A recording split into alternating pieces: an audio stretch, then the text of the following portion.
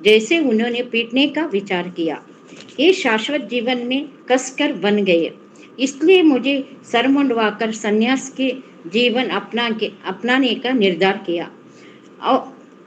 और मैं घर घर जाकर मैं भीख मांगूंगा और मैं उन लोगों को दरवाजे पर रहूंगा। वो मुझे मारना चाहते थे, ये सब मेरा चरणों पर गिर पड़ेंगे। इसी तरह से मैं संपूर्ण ब्रह्मांड को उद्धार करूंगा। एक सन्यास के हर कोई सम्मान करता है, इसलिए मैं सबके घर जाऊंगा। सब मुझे दान दक्षिण देंगे, मैं उन्हें आशीर्वाद दूंगा। चैतन्य महाप्रभु ने इसी तरह से नित्यानंद प्रभु को बताया। ये नित्यानंद, मैंने पूरी तरह से घर छोड़कर सन्यास बनने का फैसला कर लिया। ये सुनकर नित्यानंद इसी दुख मत हो गए। मुझे सन्यास बनने का अनुमति दो, आज्ञा दे दो। जो ये इच्छा होगी आपकी मैं अवश्य करूंगा। जो इसी तरह से चैतन्य महाप्रभु नित्यानंद महाप्रभु से आज्ञा लेना चाह रहे थे। जब नित्यानंद प्रभु ने चैतन्य महाप्रभु के सुना, वो अपने सुंदर जटाओं को काटकर सन्यास जीवन में प्रवेश कर रहे। तब नित्यानंद हृदय टुकड़े टुकड़े हो रहे।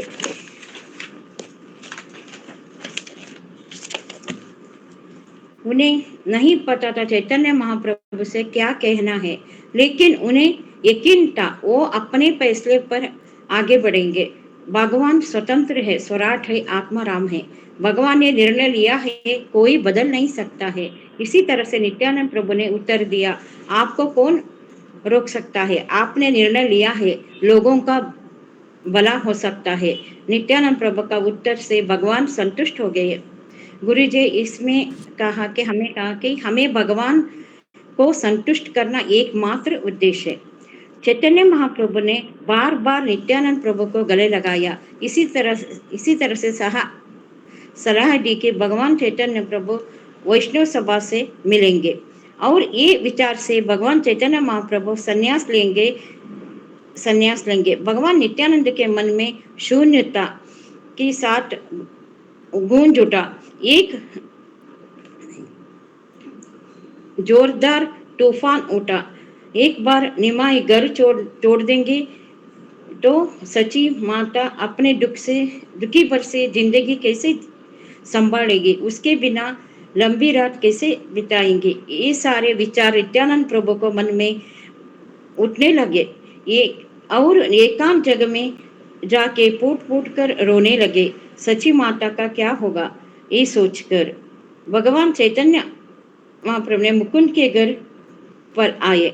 स्वयं भगवान अपने घर पर आए देखकर मुकुंद संतुष्ट हो गए और भगवान मुकुंद को कहा, गाओ मुकुंद, मैं सुनना चाहता हूँ, मेरा कान तरस रहा है भगवान के बारे में सुनने के लिए। मुकुंद ने आवाज बहुत सुंदर था, वो गंधर्व के जैसे गाता था। मुकुंद ने गाना शुरू किया। भगवान ने अपने अंदर से दिव्य आनंद को वापस लेते हुए खुद को शांत किया। मुकुंद गाओ रुक गया। भगवान ने कहा, मुकुंद तुम्हें सुन रहा हूँ, तुम हरे कृष्णा हरे कृष्णा हरे कृष्णा हरे कृष्णा। हरे कृष्णा को जी दंडवत प्रणाम, सब भक्तों को दंडवत प्रणाम। हरे कृष्णा।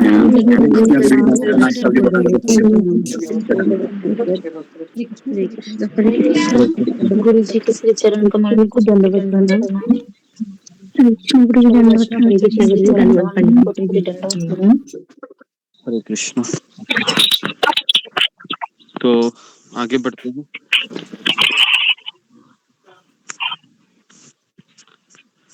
ओम ज्ञानतिमिरान्धस्य ज्ञानाञ्जनशलाकया चक्षुरुन्मीलितं येन तस्मै श्रीगुरुवे नमः। हे कृष्ण करुणा सिंधु दीनबंधु जगतपते गोपेश गोपिका कांत রাধা কান্তা নমস্তুতে। সব এগুলা কিচ্ছু আর থাকবো না, সব লয়ে পড়। তপ্ত কাঞ্চন গৌরাঙ্গী রাধে বৃন্দাবনেশ্বরী वृषभानुसुते देवी प्रणमामि हरिप्रिये। वाञ्छाकल्पतरुभ्यश्च कृपा सिन्धुभ्य एव च पतितानां पावनेभ्यो वैष्णवेभ्यो नमो नमः। वाञ्छाकल्पतरुभ्यश्च कृपा सिन्धुभ्य एव च पतितानां पावनेभ्यो वैष्णवेभ्यो नमो नमः। जय श्री कृष्ण चैतन्य प्रभु नित्यानंद श्री अद्वैत गदाधर श्रीवासादि गौर भक्त वृंद। हरे कृष्णा कृष्णा कृष्णा हरे हरे, हरे राम राम राम हरे हरे। हरे कृष्णा कृष्णा कृष्णा हरे हरे, हरे राम राम राम हरे हरे। ओके, हरे कृष्णा। सब लोग अपने कैमरा को ऑन कीजिए और माइक को बंद कीजिए। ओके, तो अभी हम आज के सत्र को शुरू करते हैं।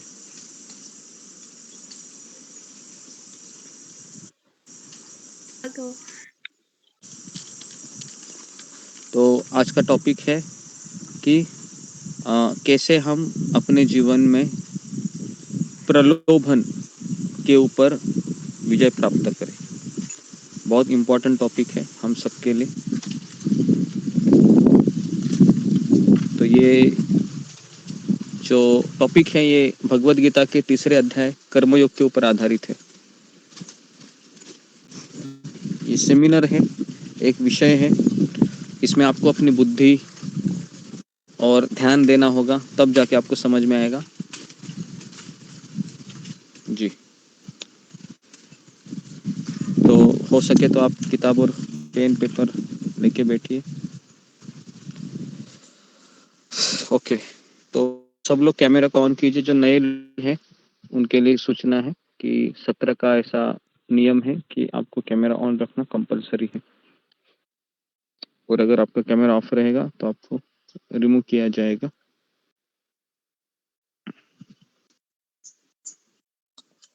ठीक है, तो अभी हम शुरू।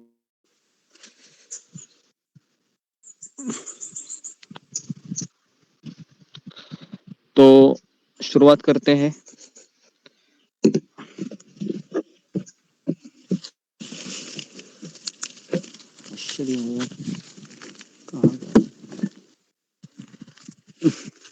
जी,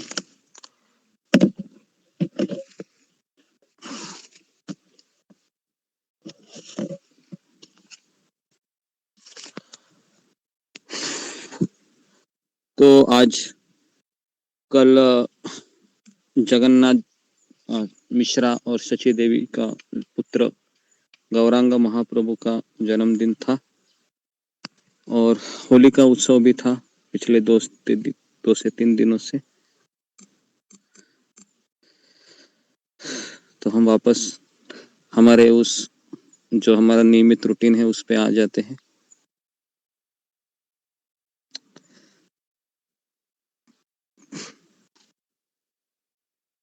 थ्री पॉइंट टू। जी, तो इसमें आपको पार्टिसिपेशन करना होगा। इस सेमिनार में आपको अपना योगदान देना होगा। जी, तो शुरुआत करते हैं हम।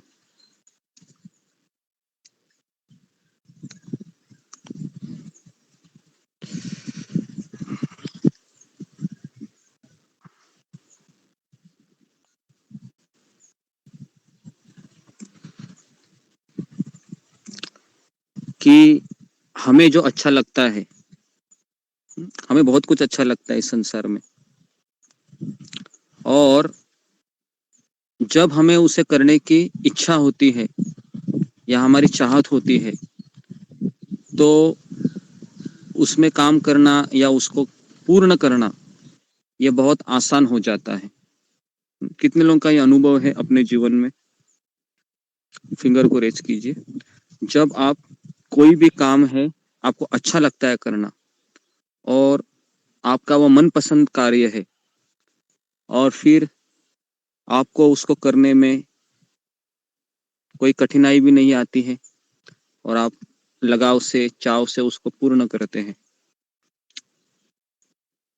ये सबका अनुभव है। ओके, तो अभी मैं आपको ऐसे 5 आपको थोड़ा होमवर्क बता रहा हूं मैं। ऐसी 5 कार्य लिखिए अपने जीवन की जो आपको करना बहुत अच्छा लगता है। उसको लिखिए। लिखने के बाद मैं किसी को भी पूछूंगा, ठीक है? तो आपका टाइम शुरू होता है। अब लिखिए।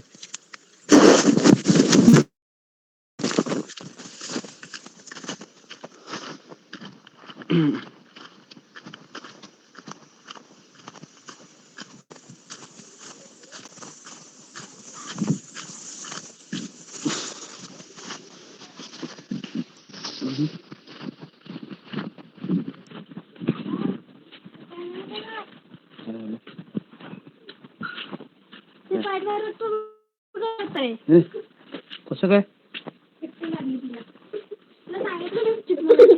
चिपळी घेऊ नको. एकटीच खेळते. तुला सांगितलं किती रक्त मम्मीला उठव.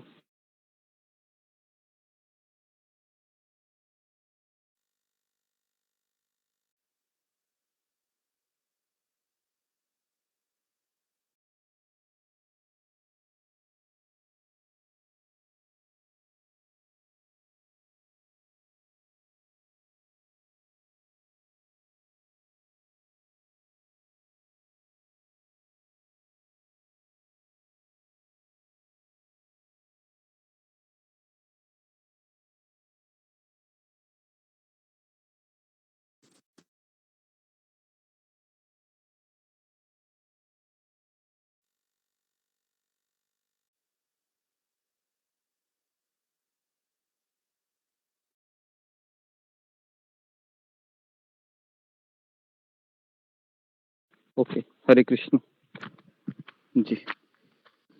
तो अशोक चावला प्रभु, आपने क्या लिखा है, पढ़िए।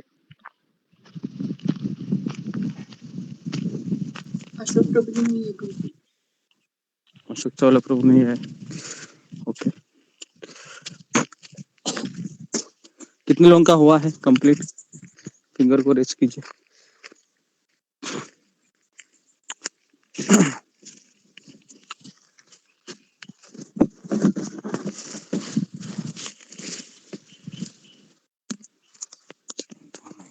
ओके,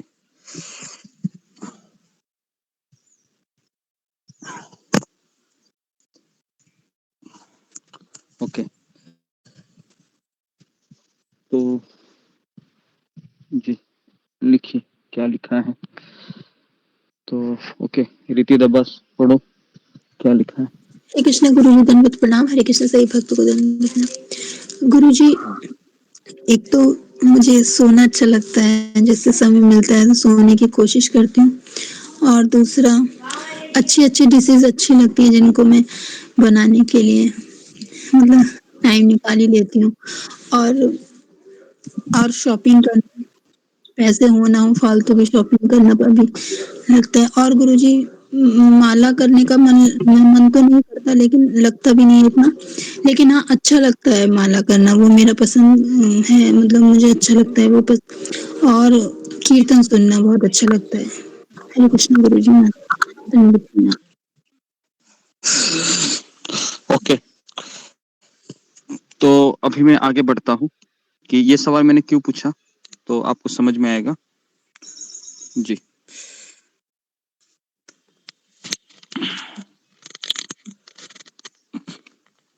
तो हमें जो अच्छा लगता है, यहाँ से हमने शुरुआत की थी। तो हमें जो अच्छा लगता है उसे करने के लिए हमारी बहुत चाहत भी होती है और वो काम करना आसान भी हो जाता है। लेकिन जो काम ऐसा खास होता है ना, जो बार बार काम करने के खिलाफ जब हम कोई अच्छा फैसला लेते हैं जीवन में, है ना, जैसे मैं उदाहरण दे रहा हूँ अभी मान लो कि मुझे एक ऐसा फैसला लेना है, निर्णय लेना है ना, जिससे मेरा भविष्य उज्जवल होगा। लेकिन ये जो मुझे आदत लगी है कि कोई भी काम जो मैं चाहता हूँ, है ना, जिसमें मेरा मन लगता है वही मैं करूँ, तो ऐसी चीजें बार बार करने से जब हमें ऐसा फैसला या ऐसा निर्णय हम जब लेते हैं, तो ये हमारी आदत है, वह हमें ये जो आदत है हमें अच्छा निर्णय लेने के बीच में आ जाती है ना। तो इसके लिए मैं आप उदाहरण देके समझाता हूँ ताकि आपको समझ में आ जाए। जैसे सिगरेट के जो पैकेट्स होते हैं ना, तो आप कोई भी सिगरेट का पैकेट उठा सकते हो, रास्ते पर पड़े रहते हैं, तो उसमें एक संदेश होता है। बहुत गर्मी है इधर। तो उसमें एक संदेश होता है कि आ, और वो संदेश होता है, और समय के साथ उसका बहुत तेजी से वो फैल जाती है। वो संदेश होता है कि धूम्रपान आपके स्वास्थ्य को नुकसान पहुंचा सकता है। लेकिन मुझे अच्छा लगता है और मेरी इच्छा भी होती है कि मैं उसको करता रहूं, और वो करना बहुत आसान भी होता है, तो इसके लिए हम उसके आदी हो जाते हैं। लेकिन इतना सब लिखने के पश्चात भी सिगरेट की मांग कम नहीं हुई है। अगर आपको पता होगा, भारत में तंबाकू का उत्पादन बहुत ज्यादा होता है। तंबाकू एक पीक है या फिर एक फसल है जिसका उत्पादन बहुत ज्यादा होता है। वो क्यों हो रहा है? क्योंकि उसकी डिमांड बहुत ज्यादा है। हालांकि सबको पता है कि सिगरेट पीना ये जानलेवा होता है। ठीक है, अभी मैं आपको उदाहरण देके समझा रहा हूँ। और आ, इस संदेश को अधिक मजबूत करने के लिए आजकल सिगरेट के पैकेट के ऊपर कैंसर के जो कैंसर का पेशेंट होता है, बीमार व्यक्ति, उसके भी चित्र है ना, चिपकाए जाते हैं सिगरेट के पैकेट के ऊपर।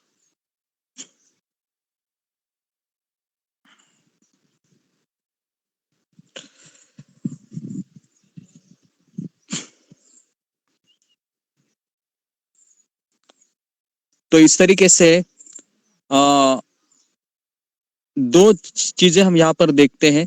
एक है कि हमको सावधान किया जा रहा है कि ये करना आपके लिए गलत है, इससे आपकी जान जा सकती है, आपको कैंसर जैसी भयंकर बीमारी हो सकती है। और सिगरेट के पैकेट के ऊपर भी ऐसा लिखा होता है कि सिगरेट पीना स्वास्थ्य के लिए हानिकारक होता है। तो मेरा भी सवाल है आप लोगों को कि क्यों ऐसा होता है कि व्यक्ति उसको पढ़ता भी है, लेकिन आ, वो पढ़ने के बाद वो सिगरेट पीता भी है, और पीने के बाद उसको समझ में आ रहा है कि मुझे डॉक्टर के पास जाना पड़ रहा है, मेरे जो मेरा छाती है या मेरा जो फीवर ये है, फेफड़े है, वो भी डैमेज हो रहे हैं। डॉक्टर उसको दिखाते भी एक्सरे करके, फिर भी वो उसको क्यों नहीं छोड़ पाता है? जी, फिंगर को रेज कीजिए। तो ये मेरा प्रश्न है। आप लोगों को सबको समझ में आया होगा, ये सवाल है, और ये सवाल आप सबको पता होगा। तो हमारा विषय ही आज का वो है कि कैसे प्रलोभन के ऊपर विजय प्राप्त करे या उससे मुक्त हो। तो ये तो एक ग्रॉस एग्जांपल दे रहा हूं मैं आपको, लेकिन इसके भीतर हम प्रवेश करेंगे तो हमको पता चलेगा कि क्यों मेरे साथ ये हो रहा है। ओके जी, ओके, ऋतुपूर्णा। हरे कृष्ण गुरुजी, दंडवत प्रणाम। सभी भक्तों को दंडवत प्रणाम। गुरुजी, मुझे लगता है कि वो उसकी जो बुरे आदत है वो उसको छोड़ नहीं पाता है, और ये कि वो सोचता है कि ये दूसरे के लिए है, ये मेरे लिए नहीं है, और मुझे कैंसर नहीं हो सकता है, ऐसा सोचता है। नहीं, ऐसा नहीं है। मेरा सवाल ये है कि उसको डॉक्टर बोलते भी है तुमको कैंसर हो सकता है, तुम्हारे फेफड़े देखो किस तरह से डैमेज हो रहे हैं, तुमने कल अगर सिगरेट पीना बंद नहीं किया तो तुम्हें कैंसर हो सकता है 2-3 महीने में ही, उसको बताते हैं डॉक्टर। और फिर भी वह जानता भी है कि मुझे छोड़ना है, छोड़ नहीं पाता है वो। तो क्यों नहीं वो छोड़ पाता है? जैसा तुमने कहा कि जैसे मैंने शुरुआत ही कहाँ से की थी कि जो चीज मुझे अच्छी लगती है और जो चीज करने की मेरी बहुत चाहत है, मेरा लगाव है, जब हम उसको बार बार करते हैं तो उससे एक आदत बन जाती है। हुँ? कितने लोगों ने अपने जीवन में अनुभव किया है? कोई भी बुरी चीज, यहाँ पर तो मैंने सिगरेट का एग्जाम्पल दिया है, लेकिन ऐसे कई ऐसी चीजें हैं, चाहे वो झूठ बोलना हो, किसी को फंसाना हो, या हल्के से किसी के जेब में से 10 रुपए लेना हो, या बहुत सारी चीजें हैं। जी, ओके। तो अच्छा लगता है किसी को ये सारी चीजें करना? बहुत आसान होता है ना, कि खास करके जैसे शराब पीने वाली चीजें हो, तंबाकू खाने वाली चीजें हो, सिगरेट पीना तो आपको पता है, लेडीज भी सिगरेट पीती हैं, लेडीज भी धूम्रपान करते हैं, ऐसा नहीं है, जेंट्स भी करते हैं। ओके। मैं एक जगह पर गया था अमेरिका में, तो मैंने बता दिया। अमेरिका में जो मुझे एक पहली बार मैं जहाज में गया था, तो मुझे रिसीव करने के लिए एक लेडी आई थी, तो उसके हाथ में ना एक ऐसे ही बियर की बोतल थी, दूसरे हाथ में सिगरेट था, पी रही थी, वो गाड़ी भी चला रही थी, है कि नहीं? जी, तो क्यों ऐसा होता है? तो क्यों क्यों ऐसा होता है? तो यही सवाल मैंने आपको पूछा है। क्या कारण होता है कि उसको पता है गलत है, लेकिन छोड़ नहीं पा रहा है, उसको पता है मैं मर सकता हूँ। जी, ओके। जी, रूबी कुमारी। हरे कृष्ण गुरु जी, दंडवत प्रणाम। सभी भक्तों को मेरा दंडवत प्रणाम। गुरु जी, जैसे कि हम ना उस चीज से आसक्त हो गए होते हैं, जैसे कि चीनी का एग्जाम्पल है। जब हम एक बार जीवा को जब टेस्ट लग जाती है ना, तो हम उस चीजों से हम उसको पकड़ लेते हैं, अटैच हो जाते हैं, और उसको अगली बार में छोड़ते ना करें, फिर भी हम उस चीज के लिए भागते हैं खाने के लिए, क्योंकि उसको उसके साथ उसका हमने एक स्वाद जो होता है ना, हमने ले लिया होता है, और स्वाद को फिर बार बार वो मांगता है जीवा खाने को, तो इसीलिए गुरुजी हम उसके बाद पीछे भागते हैं बार बार। जी, जी। ओके, तो ये अच्छा, अ, अच्छे विचार रखे हैं रूबी कुमारी ने। तो पहले हम कोई भी चीज करते हैं ना, और अगर हम उसमें सफल होते हैं, तो हमारा मन दूसरी बार वही चीज करने के लिए इच्छा करता है। उदाहरण के लिए अभी मैं एक अच्छा उदाहरण देना चाहूंगा आपको। अगर मान लो अभी आईपीएल का टेस्ट चल रहा है, आईपीएल का मैच चल रहा है ना, सब लोग, पूरी दुनिया भी वही देख रही है, तो उसमें पता है अभी और एक चीज आती है कि आप थोड़ा सा पैसे लगाइए और आप 11 करोड़ रुपए जीत सकते हैं, है ना? तो मान लो किसी ने लगा दिए और उसको 11 करोड़, 1 करोड़ रुपए भी मिल गए, तो क्या मिलने के बाद वो शांत बैठेगा, या वापस कल भी वो बोलेगा कि मुझे और 11 करोड़ मिले? समझ में आ रहा है? तो वो शांत नहीं बैठेगा वो। इसके लिए जुए में क्या होता है ना, पहली सफलता जो हमको मिलती है, वही हमारी सबसे बड़ी हार की वजह बन जाती है ना? तो इसके लिए जो लोग जुआ खेलते हैं ना, उनमें सफलता जब मिलती है ना, तो वो शांत नहीं बैठते हैं, वो और दाव लगा देते हैं। और यही महाभारत में भी हुआ। जब युधिष्ठिर महाराज को, पहले युधिष्ठिर महाराज ना जीतते गए, और फिर शकुनी ने एक ऐसा, है ना, आ, ऐसी बाजी मारी कि युधिष्ठिर महाराज हारने लगे, सब हार गए युधिष्ठिर महाराज महाभारत में।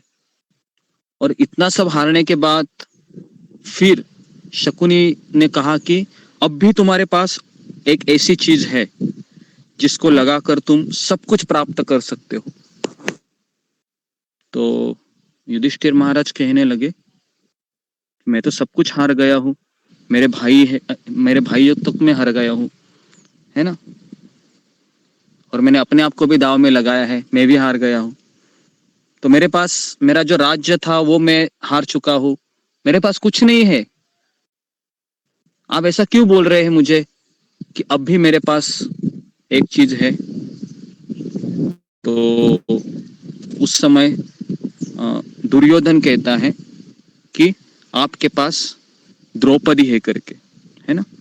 और उस समय महाभारत में वर्णन आता है कि युधिष्ठिर महाराज है वो पूरी राजसभा में द्रौपदी की सुंदरता का बखान करते हैं, है ना। और हालांकि ये गलत है, लेकिन वापस मैं बता रहा हूँ, युधिष्ठिर महाराज वहां पर गलत सही नहीं थे, क्योंकि भगवान कोई भी मैसेज देना चाहते हैं तो अपने शुद्ध भक्त को वो मोहरा बना देते हैं। तो इसके लिए आप ये मत सोचिए, तो मैं एग्जाम्पल दे रहा हूँ। युधिष्ठिर महाराज गलत थे, सही थे। सही गलत तो हमारे आदत हमें करती है, पहली बात तो, ठीक है जी। तो ये मैं एग्जाम्पल देके आपको ये बता रहा हूँ कि ऐसे प्रलोभन हमारी रोज की जिंदगी में आते हैं। जैसे सुबह उठते हैं, सबसे पहला प्रलोभन होता है लोगों का चाय, कॉफी। जब तक चाय का वो गरम गरम प्याला मेरे जिह्वा पर ना लगे, तब तक मेरे दिन की शुरुआत नहीं होती है। तो लोग ऐसे आदी हो जाते हैं उस चीजों के कि कोई बड़ा निर्णय जब लेने की बात आती है जीवन में, तो कर नहीं पाते हैं, क्योंकि वो आदत ही उसके बीच में आती है। ठीक है, हाँ, तो अभी हम आगे बढ़ते हैं। कितने लोग इसको अग्री करते हैं?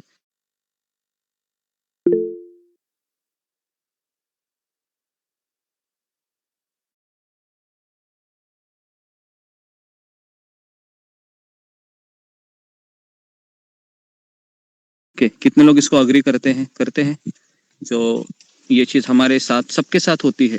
कोई भी चीज अच्छी लगी ना, जैसे कल रात की बात थी, कल फीस्ट भी था, थोड़ा सा गाजर का हलवा था रात को, मंदिर में गया था मैं, तो मैंने बिल्कुल नहीं लिया गाजर का हलवा, और स्वीट भी था। तो क्योंकि मैंने इसलिए नहीं लिया क्योंकि मुझे आज तो गाजर का हलवा मिलेगा रात को, कल मुझे कौन देगा गाजर का हलवा, मेरी जीवा तो मुझे मांगेंगी।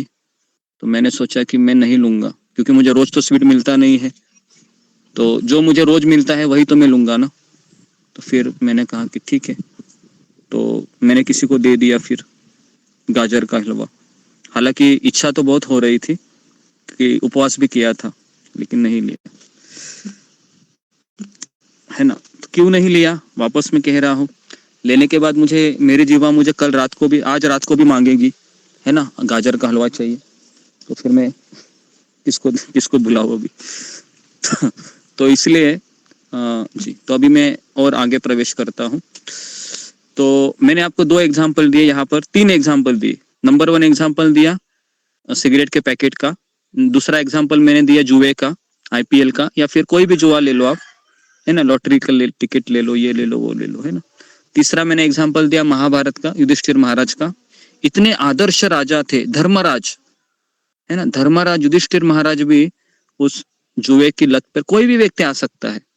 इसके लिए हम जुआ खेलने वाले व्यक्ति पे बिल्कुल भरोसा नहीं करते, और भक्ति मार्ग में तो बिल्कुल नहीं चलता है जुआ खेलना, है ना।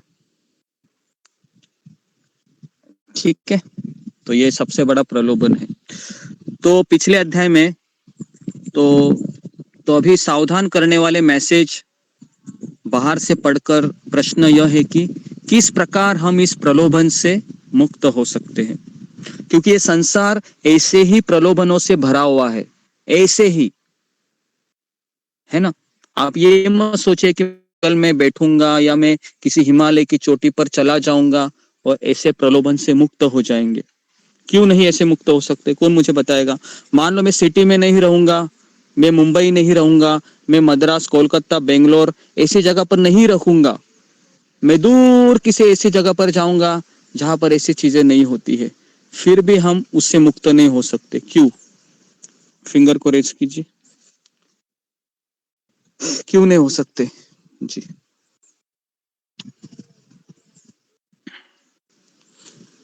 जी ममता पाल। हरे कृष्णा गुरु धन्यवाद प्रणाम। गुरु जी, चाहे हम किधर भी रहे लेकिन हमारे मन में जो इच्छा है, जो चीज खाने का, जो हम पुराने आदतों से जी रहे थे इतने दिन खा के, तो वो आदत कैसे छूटेगा? मतलब चाहे किधर भी रहे, हम परमत पे रहे और किधर भी रहे, मतलब जहाँ पर कुछ भी ना हो, लेकिन वो मन में इच्छा तो रहेगा, वो इच्छा तो नहीं जा रहा है ना, मतलब हम किधर भी रहे, मतलब जी ओके। तो जी, तो एक व्यक्ति ने कहा था कि अगर आप घर छोड़कर बाहर जाते हैं तो घर में आप एक पत्नी के साथ रहते हैं, बाहर जाओगे तो 6 पत्नी के साथ रहेंगे। इसको लिखिए जरा। या फिर अगर आप एक पति को छोड़कर जाती है तो बाहर जाके बाद 6 पतियों के साथ रहना पड़ेगा। ये 6 पति कौन है या 6 पत्नियां कौन है?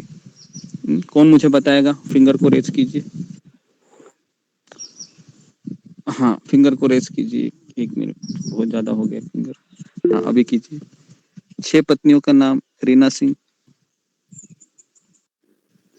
हरे कृष्ण प्रणाम गुरुदेव। सभी भक्तों के चरणों में प्रणाम गुरुदेव। काम, क्रोध, लोभ, मोह, मद, मत्सर, ये 6 6 पत्नियां या पत्नी। 6 पति हैं जिनके साथ जो है कि फिर हम रहेंगे जो है। हरे ओके, कृष्ण प्रणाम। नेक्स्ट। जी, सुजाता महापात्र। वही गुरु जी, वही 6 यही ऋतु हैं उत्तर जो। है? ये उत्तर नहीं जी है। ओके जी, कृति अग्रवाल। हरे कृष्णा गुरु जी, दंडवत प्रणाम। गुरु जी, पांचों इंद्रियां और एक मन। हाँ, ये इसका सही उत्तर है कि 5 हमारी इंद्रियां और 6वां मन। ये 6 हमारे बाहर की पत्नियां है। ओके, तो इसको जरा आप नोट कीजिए। ये हमारे बाहर के पति कह सकते हो या पत्नियां कह सकते हैं। अगर स्त्री है तो ये पति है, पुरुष है तो ये पत्नी है। ओके, ठीक है। तो अगर हम इनके साथ तो बाहर जाएंगे तो क्या होगा आपको पता ही है फिर, है ना? जी ठीक है। तो अभी मैं आगे विषय पे जा रहा हूँ। क्यों हो रहा है? ओके। तो पिछले अध्याय में कृष्ण ने अर्जुन की आदर्श, जो अर्जुन के आदर्श थे, अच्छे गुण थे और परिवर्तनकारी सिद्धांतों के साथ किस तरह से जीवन का दृष्टिकोण बदलना चाहिए, वो हमने सीखा। अर्जुन ने भी सीखा और हमने भी सीखा। कैसे मुझे आत्म परीक्षण के लिए समय निकालना चाहिए, है ना? समय नहीं निकालेंगे तो कुछ नहीं होगा जीवन में। बस वो ना, झाड़ू मारते रहेंगे, बर्तन धोते रहेंगे और फिर, है ना, बच्चों का पढ़ाई, और फिर पुरुष है तो बाहर जॉब करता रहेगा, ट्रेन में बैठेगा, बस में बैठेगा, बस हो गया, बेचारा थक गया, अभी सो के खा के सो जाएगा वापस। तो अगर समय नहीं निकालेंगे तो कभी हमें पता ही नहीं चलेगा कि क्या मैं सही दिशा में जा रहा हूँ या गलत दिशा में जा रहा हूँ। बस दुनिया भाग रही, इसके लिए मैं भी भाग रहा हूँ। तो इसलिए दूसरे अध्याय में देखा कि समय निकालना जरूरी है। क्यों? क्योंकि आत्मनिरीक्षण करने के लिए कहाँ मैं जा रहा हूँ। तो तीसरे अध्याय में अभी हम प्रवेश किए हैं। तो फिर अर्जुन ने जाना कि वास्तविक जीवन में अगर मुझे इन मूल्यों के साथ जीना है तो इसका मतलब क्या है। तो फिर अर्जुन ने जाना कि जो कृष्ण मुझे बता रहे हैं तीसरे अध्याय में कर्मयोग के बारे में, लेकिन इनको मुझे फॉलो करना है जीवन में, तो मुझे आंतरिक शक्ति की आवश्यकता है, मुझे इसका पालन करना है। तो आंतरिक शक्ति मुझे प्राप्त होनी चाहिए।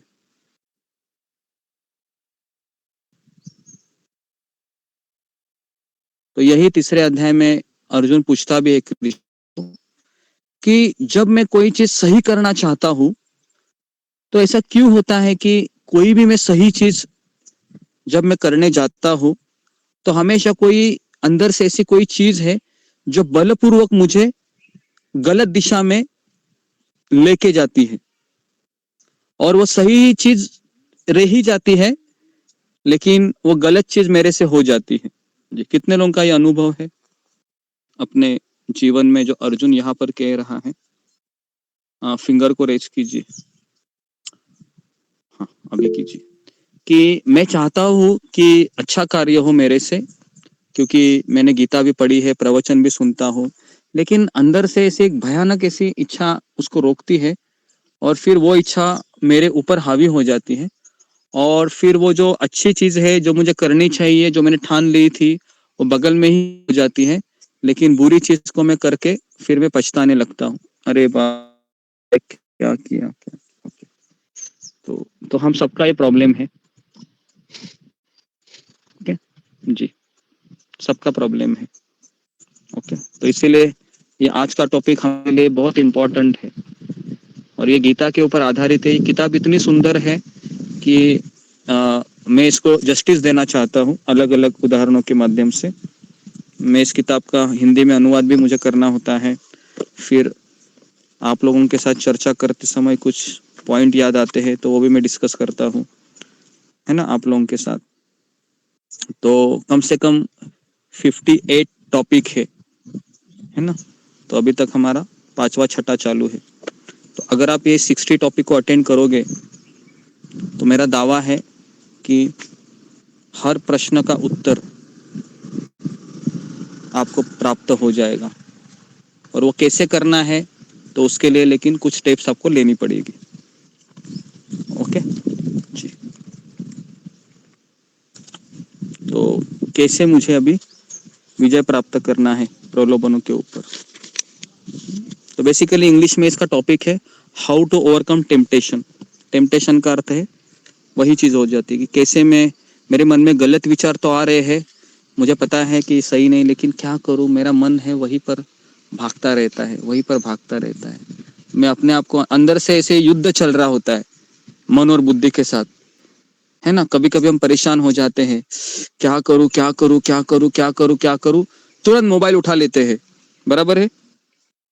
फिर के बाद एक ऐसा आराम मिलता है, क्यों आराम मिलता है, क्योंकि किसने जीत की है आपके मन के ऊपर, फिर वह बुरी चीज ने जीत कर ली है फिर, और फिर आप उसको घंटों या कम से कम आधा एक घंटा रिलैक्स होने के लिए फिर आप थोड़ा सा अलग चीज को करते हैं कितने लोग करते हैं इसे, थोड़ा सा मन दूसरी जगह फिर लगा लेते हैं। भक्ति भी नहीं हो रही है, माथा खराब हो रहा है, करना तो भक्ति है, लेकिन क्या करे, मन ही नहीं लग रहा है, माला हाथ में उठा लेते हैं, एक मनी भी नहीं सरकता है, सोचते हैं कि ऐसा क्यों हो रहा है मेरे साथ, क्या करूं क्या करूं, फिर सोचते हैं कि चलो अभी थोड़ा सा मोबाइल में घूम लेते हैं क्योंकि मन बहुत खराब हो रहा है, और फिर हम माला करने के बाद भी फिर हम वो कचरा लेकर आ जाते हैं, और फिर वापस वही हमारा रोज जी, ऐसा होता है, सबके साथ ऐसा ही होता है ना। हम उसके लिए कोई एक्सेप्शनल नहीं है, ये होता रहेगा जी, ठीक है। तो आगे बढ़ते हैं, देखते हैं अभी कि इसके ऊपर क्या सॉल्यूशन है। कितने लोगों को सॉल्यूशन चाहिए इसके ऊपर, सबको चाहिए जी, लेकिन सॉल्यूशन मिलने के बाद काम भी करना होगा उसके ऊपर, ओके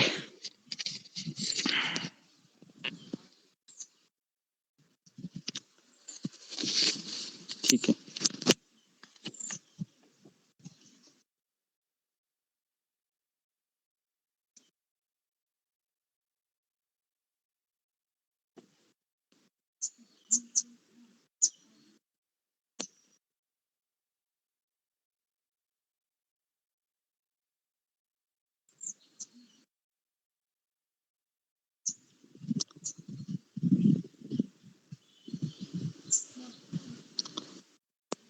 ओके, तो आपको सॉल्यूशन अभी हम देखते हैं क्या बोलते हैं ये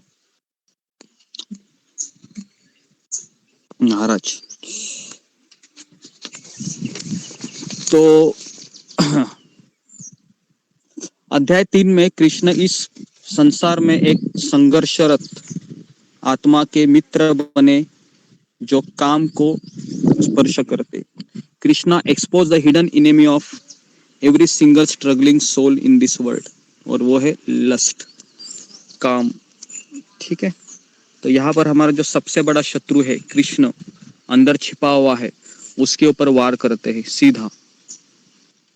ओके, क्योंकि एक होता है शत्रु को ढूंढ निकालना, कौन है कौन है कौन है कौन है कौन है, और दूसरा होता है मैंने शत्रु को ढूंढ निकाला है, लेकिन ढूंढ निकालने के बाद इसको कैसे मुझे मारना है, ये तीसरा चीज है।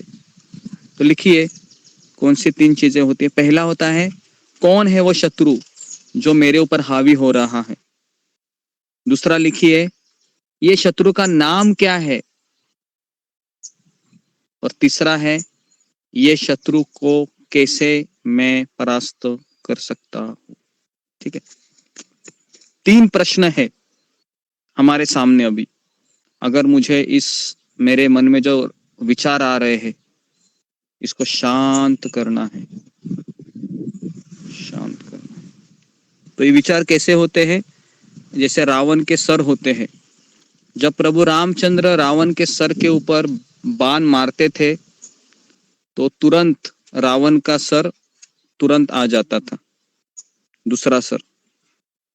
तो राम हताश हो गए, प्रभु रामचंद्र कहा कि मैं इसके सर को काट डालता हूं लेकिन वापस दूसरे सर आते हैं, क्यों ऐसा हो रहा है विभीषण, बताओ। तो विभीषण राम जी को कहते हैं कि ये काटने से नहीं होगा, उसका जो मेन जो शत्रु है या मेन जो वहां से उसको जो शक्ति मिल रही है अमृत, वह उसके नाभि में छिपा है, वहां पर आप वार कीजिए। तो अब अभी हमारे पास 3 चीजें हैं जिससे हम उससे निकलना चाहते हैं। वो है तो यहाँ पर किताब में भगवान अर्जुन को कहते हैं लस्ट। लस्ट मतलब when we are infected by this strong urge of selfishness, कैसे उत्पन्न होती है ये? तो इसका उत्तर लिखिए, जब हम हमारे भीतर मतलब दूषित होते हैं। किससे? स्ट्रॉन्ग अर्ज। अर्ज मतलब एक ऐसी शक्ति, और वो कौन सी शक्ति होती है? सेल्फिशनेस मतलब स्वार्थ प्रवृत्ति मेरे भीतर। मुझे आनंद मिलना चाहिए, या फिर मैं चाहता हूँ वैसे ही हो, या फिर मैं मालिक हूँ, या फिर मैं एंजॉयर हूँ, कंट्रोलर हूँ। इस तरीके से सेल्फिशनेस एक अंदर से आता है। और मी सेंटर मेंटालिटी, दूसरा चीज बताए थे महाराज कि अपनी भावनाओं को केंद्र में रखते हुए we do irrational and unthinkable things. तो हम ऐसी चीजें करते हैं, इरेशनल मतलब जो ऐसी चीजें जो नहीं करनी चाहिए, जो समाज के विरुद्ध है। और दूसरा है अनथिंकेबल मतलब बिना सोचे बिना विचार किए। क्यों करते हैं ये? टू सेटिस्फाई आवर डिजायर, जिससे मैं मेरी इच्छाओं को तृप्त करूं। ओके, और जिससे दूसरों को नुकसान हो या मुझे नुकसान हो, मुझे इसकी परवाह नहीं है। जी, कितने लोगों का ऐसा होता है अपने डे टू डे एक्टिविटीज में, जब वो विचार हमारे भीतर ऐसे प्रवेश करते हैं और हम तुरंत हावी हो जाते हैं।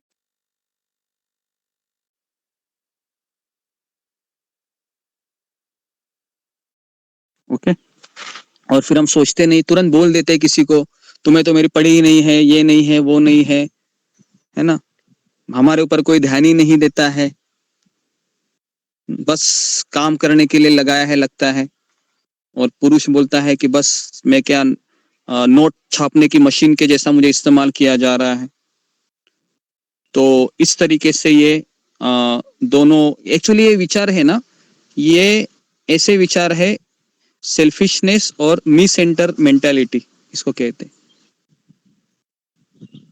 है ना। ये 2 चीजें, सेल्फिशनेस मतलब स्वार्थ विचार, और दूसरा है मी सेंटर मेंटालिटी मतलब आप सबका केंद्र बिंदु मैं हूं, मतलब मैं जो चाहता हूं वो हो।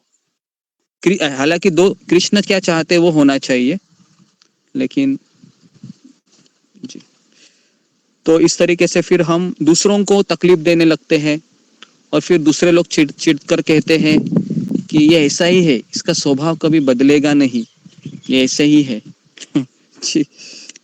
तो इस तरीके से फिर वो सब लोग कहते हैं कि मैं आई कैन रेजिस्ट एवरीथिंग, मैं सब कुछ रोक सकता हूँ, लेकिन मैं एक चीज को रोक नहीं सकता, वो है टेम्पटेशन, प्रलोभन। जी। तो ये इसका सबका ये प्रॉब्लम है ना, सब जगह पर ये आवाज घूम रही है।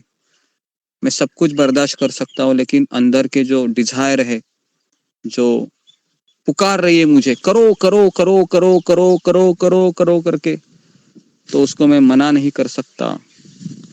वो एक सागर की लहरों की तरह मेरे ऊपर हावी हो जाती है और फिर मेरे पास कोई दूसरा ऑप्शन नहीं होता है। और फिर मैं उस मिठाई की दुकान में जाता हूँ, मैं उस मिठाई की दुकान में जाती हूँ और भगवान को बिना अर्पण किए मैं वो फेवरेट डिश या फेवरेट जो भी आपका है उसको खा लेते हैं और फिर ऐसा लगता है कितना अच्छा आनंद आ रहा है और फिर हम उसके हावी हो जाते हैं। ठीक है, तो ये मैं एग्जांपल दिया आपको, है ना, जो सही एग्जांपल है, ये ऐसा ही होता है। तो ऐसे ही होता है। फिंगर को रेज कीजिए। कितनों को लगता है कि मैं सब कुछ कर सकता हूँ, माला भी कर सकता हूँ, सुबह उठना भी ठीक है मेरे लिए, लेकिन जब अंदर के विचार आते हैं ना, फिर ऐसा लगता है कि अभी किसको तो टारगेट बनाऊं मैं, है ना। और फिर हम अपने ही लोगों को टारगेट बनाते हैं। कभी कभी माँ बच्चे के ऊपर हावी हो जाती है, पति पत्नी के ऊपर हावी हो जाती है, पत्नी पति के ऊपर हावी हो जाती है, या फिर हम ऐसे लोगों के ऊपर हावी हो जाते हैं फिर कि ओके जी। तो सब प्रैक्टिकल लग रहा है, ये सब प्रैक्टिकल है। Bhagavad Gita is most practical book in this cosmos. इस संसार में भगवद गीता जैसा किताब नहीं है, सारे प्रश्नों के उत्तर हमें दे सकता है। ठीक है, तो और आगे बढ़ते हैं, और एक पन्ना है। तो जी, तो मैंने जो जो अभी आपको बताया वो थोड़ा सा लिखिए आप अपने शब्दों में, मैं देता हूँ आपको। मैं आगे आगे बढ़ता रहूंगा, लेकिन आपको फायदा होना चाहिए इसका। लिखिए, मी सेंटर मेंटालिटी और सेल्फिशनेस, ये दो चीजों से वह हमारा काम बढ़ता है या काम जन्म लेता है। जी, लिखिए इसको, वेरी वेरी इंपॉर्टेंट।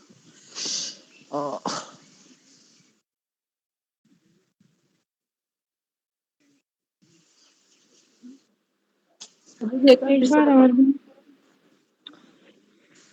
तो काम, पहले तो मैंने 3 सवाल पूछे थे, उसको लिखिए आप कि ये कहाँ रहता है, नाम क्या है, और इसके ऊपर कैसे विजय प्राप्त कर सकते हैं काम। फिर ये काम कैसे निर्माण होता है, तो लिखिए सेल्फिशनेस, स्वार्थ प्रवृत्ति। और दूसरा है मी सेंटर, मतलब स्वयं केंद्रित भावना, ये सबसे डेंजरस है।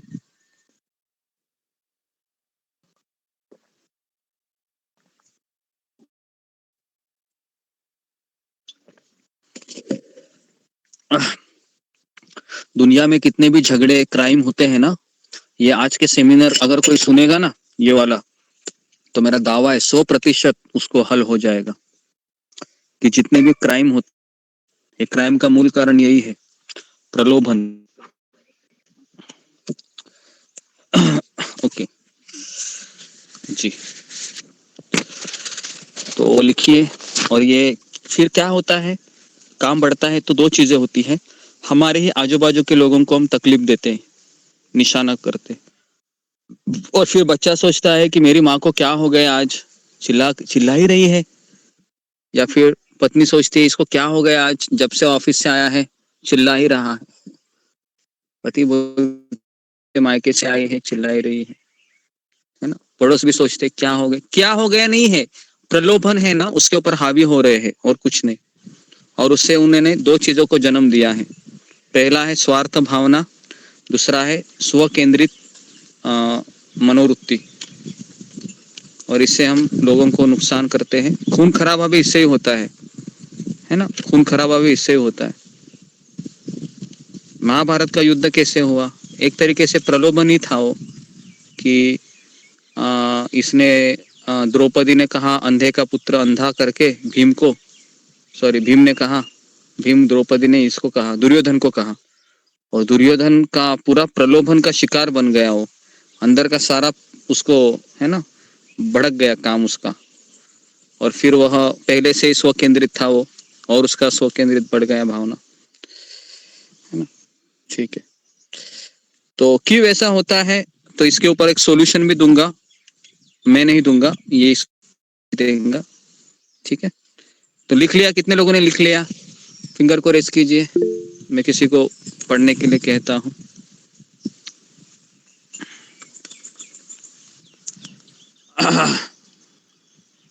इतने सारे लोगों में से कोई लिखता ही नहीं।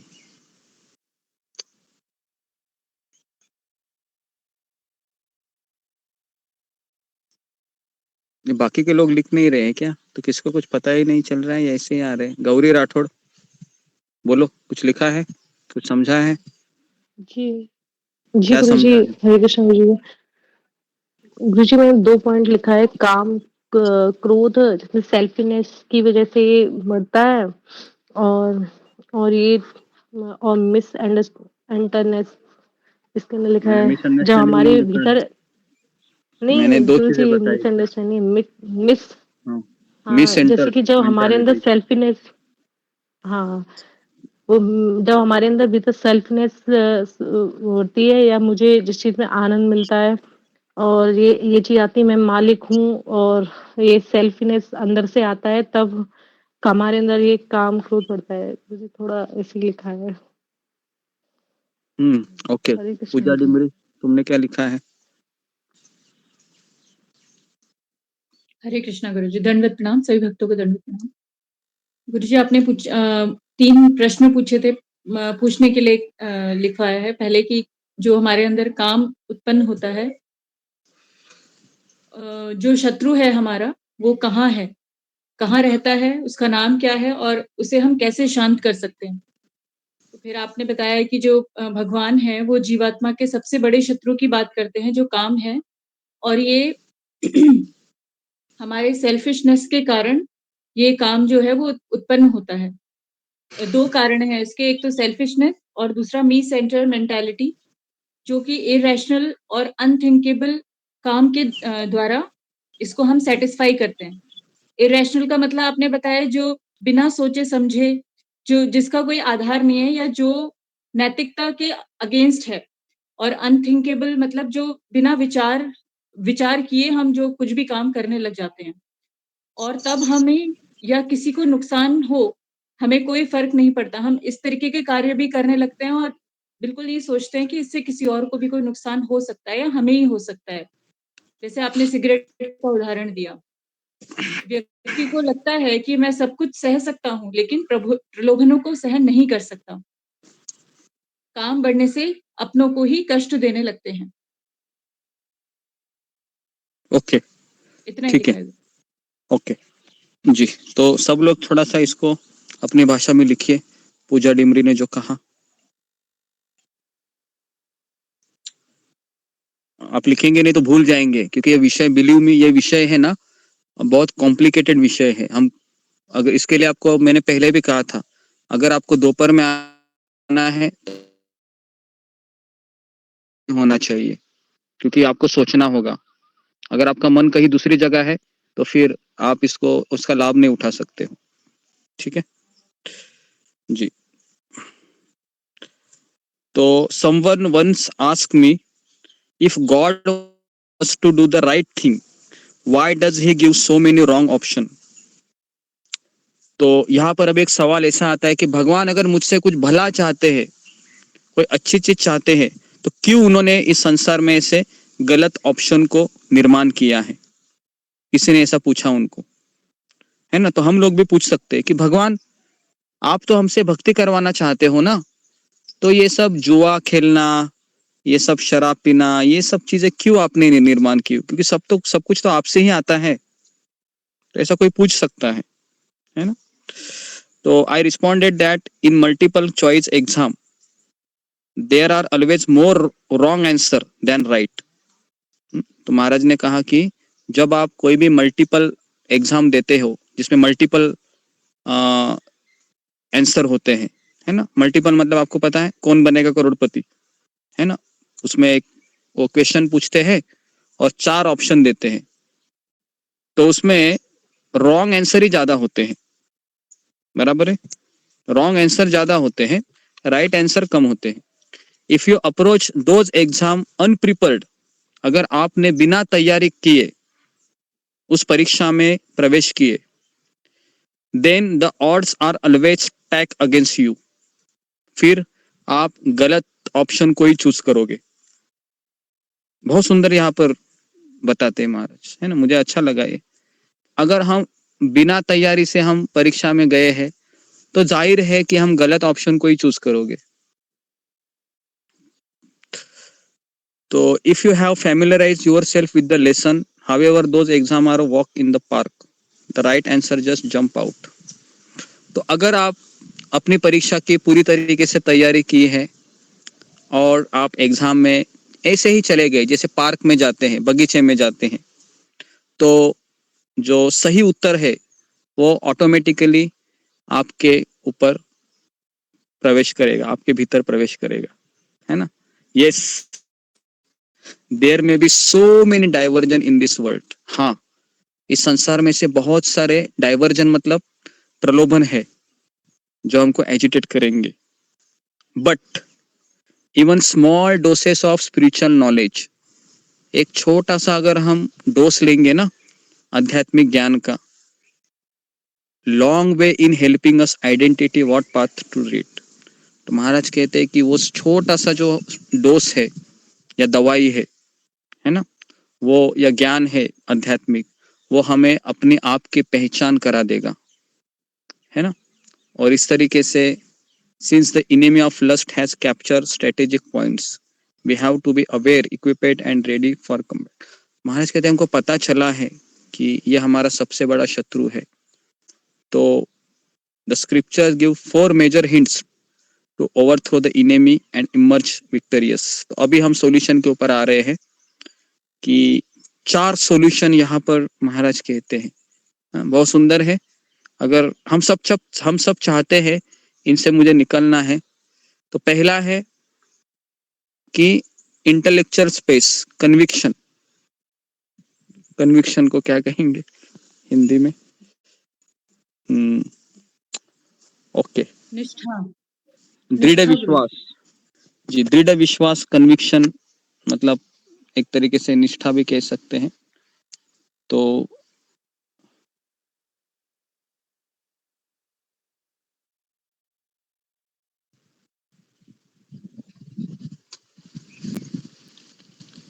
जी, तो दृढ़ विश्वास क्या होना चाहिए? दृढ़ विश्वास के लिए ये पता होना चाहिए कि मेरे जीवन का लक्ष्य क्या है, ये क्लियर होना चाहिए। अगर आपको इनेमी को निकालना है, अपने आप से पूछिए मेरे जीवन का लक्ष्य क्या है। तो आप उसके कई उत्तर अगर आपके मन में है तो आप इसके लिए कैपेबल नहीं है, फिर आप छोड़ दो। अगर इस प्रश्न के आपके मन में कई उत्तर है, मेरे जीवन का लक्ष्य ये भी है, वो भी है, ये भी है। जैसे द्रोणाचार्य ने अर्जुन को पूछा, क्या दिख रहा है अर्जुन तुमको? अर्जुन ने कहा मुझे केवल वो पंछी का आंख ही दिख रहा है। फिर कहा कि तुम बाण मारो। तो अगर आपके मन में कई सारे चीजें आ रही है कि मुझे ये भी करना है, मुझे वो भी करना है, मुझे ऐसे करना है, मुझे इनको भी देखना है, उनको देखना है, देखिए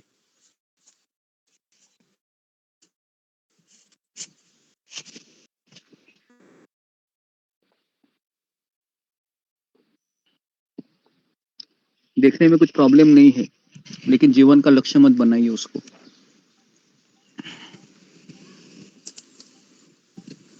ओके जी, कितने लोगों को समझ में आया अभी जो मैंने चर्चा की? इंपॉर्टेंट चीजें। पहला सॉल्यूशन देते हैं, दृढ़ विश्वास, कन्विक्शन होना। किस पे कन्विक्शन? मेरे जीवन का लक्ष्य क्या है, ये क्लियर है तो आप हमेशा प्रलोभन से विजय प्राप्त करो। ये नहीं है क्लियर, फिर आप ऐसे ही सेशन में आओगे, हाँ, ठीक है, हो रहा है, चल रहा है, चलने दो। ओके। दूसरा है इमोशनल स्पेस। पहला था इंटेलेक्चुअल स्पेस, मतलब थोड़ा सा बौद्धिक। अभी दूसरा है इमोशनल। इमोशनल मतलब अभी मैं इसको कैसे ट्रांसलेट करूं, तो भावनात्मक स्थान, खुलापन, भावनात्मक। तो इसमें क्या लिखा है उन्होंने कि सफलता या असफलता की परवाह किए बिना अपने मित्र या फिर गुरु के साथ सलाह लेके चलना, तो इसको कहते हैं भावनात्मक स्थान। तो ये दूसरा चीज होता है हमारे जीवन में कि कभी कभी भावना हमारे ऊपर हावी हो जाती है। क्यों? सफलता और असफलता में झूंझ रहते हो, तो उसकी परवाह किए बिना समर्थन सलाह लेते रहना। तीसरा है शारीरिक स्थान, सुरक्षा। तो इसके लिए हमें अनुशासन से शिक्षा है लेती रहनी होगी, आध्यात्मिक ग्रंथों से।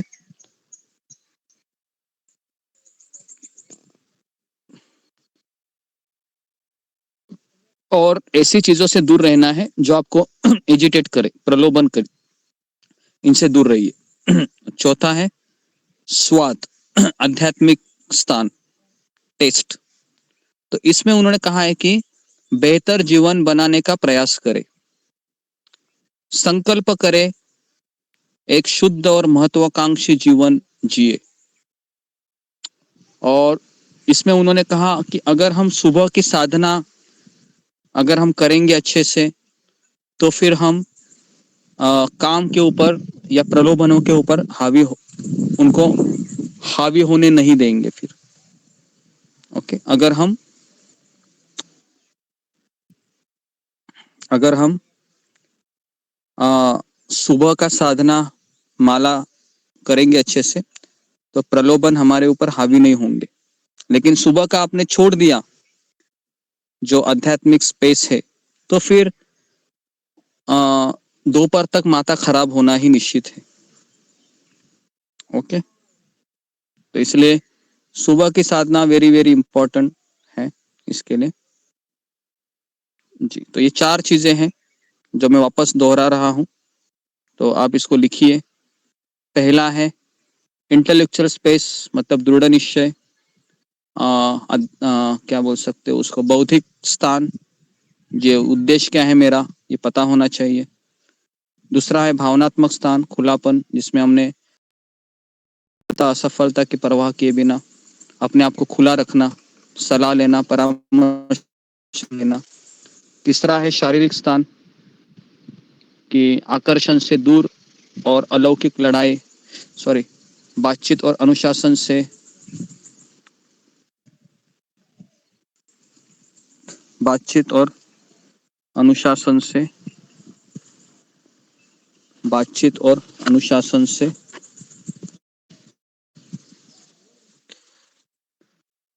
शास्त्रों से शिक्षा लेते रहे, आकर्षण से दूर रहे। ओके। और चौथा है आध्यात्मिक स्थान, जिसमें अपने एक जीवन शैली को अपनाए, आध्यात्मिक जीवन शैली को, और बेहतर जीवन बनाने का प्रयास करे, और सुबह के कार्यक्रम को महत्व दे। तो इससे निकल सकते हैं।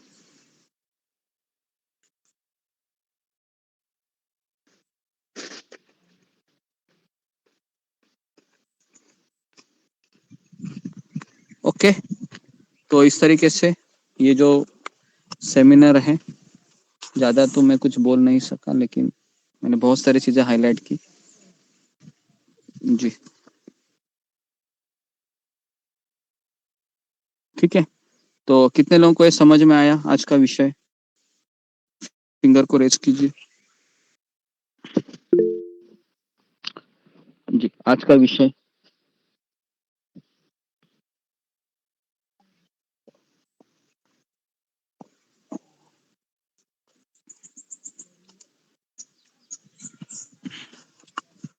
जी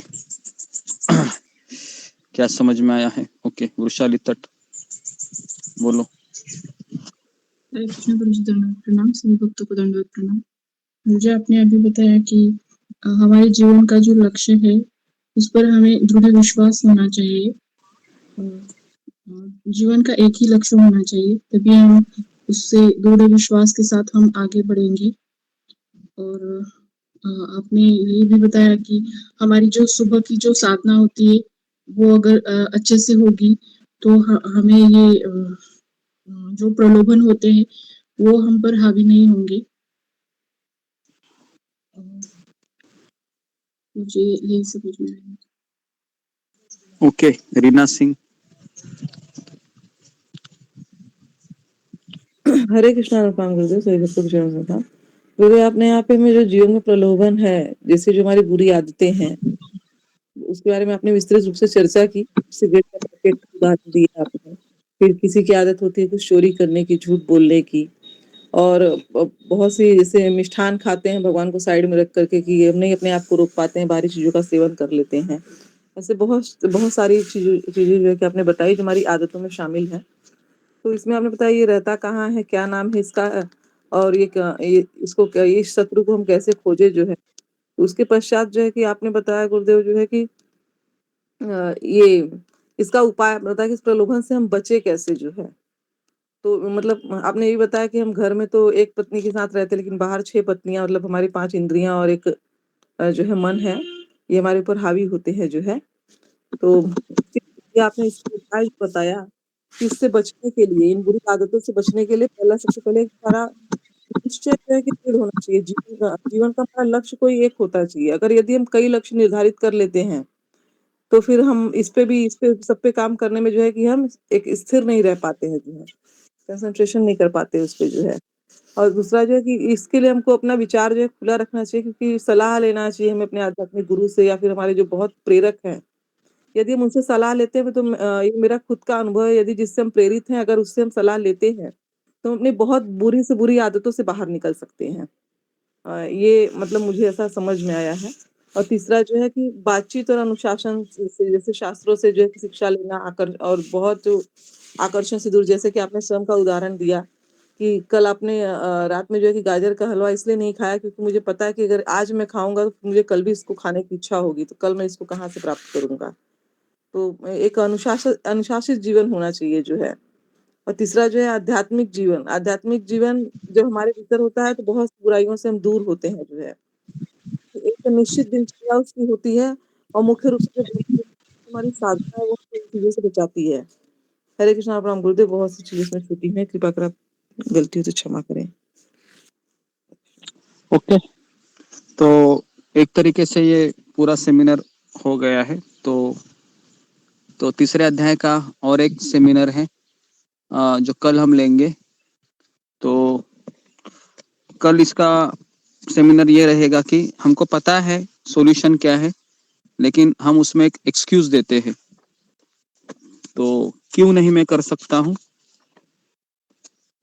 तो कल का टॉपिक भी मैं आपको आज ही बता देता हूँ जी, क्योंकि I have so many duties to fill. तो मेरे जीवन में मेरे बहुत सारे कर्तव्य हैं। तो ये कल का विषय रहेगा जिसके लिए मैं ये सब कर नहीं पा रहा हूँ, है ना। तो उसके ऊपर कल हम बोलेंगे। तो किसी का कुछ प्रश्न है आज के विषय के ऊपर, जो चीज आपको समझ में नहीं आई या फिर आपको अब भी लग रहा है कि सारे चीजों तो क्लियर है, बस अभी हमें अपने ऊपर काम करना है। और उसके लिए मैं आपको 4 बजे अगर आप नहीं उठ सकते हो, माला नहीं होगी आपकी सुबह, तो फिर ये सारी बातें एक आपके लिए एक सपना ही रहेगा, क्योंकि शक्ति वही से मिलती है।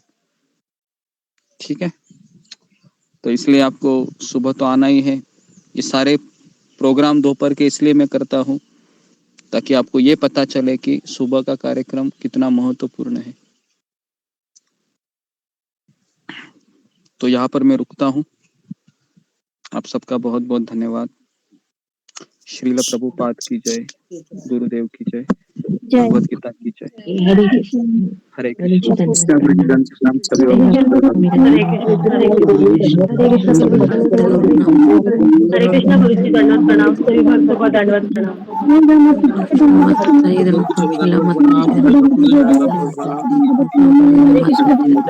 प्रणाम सभी भक्तों को।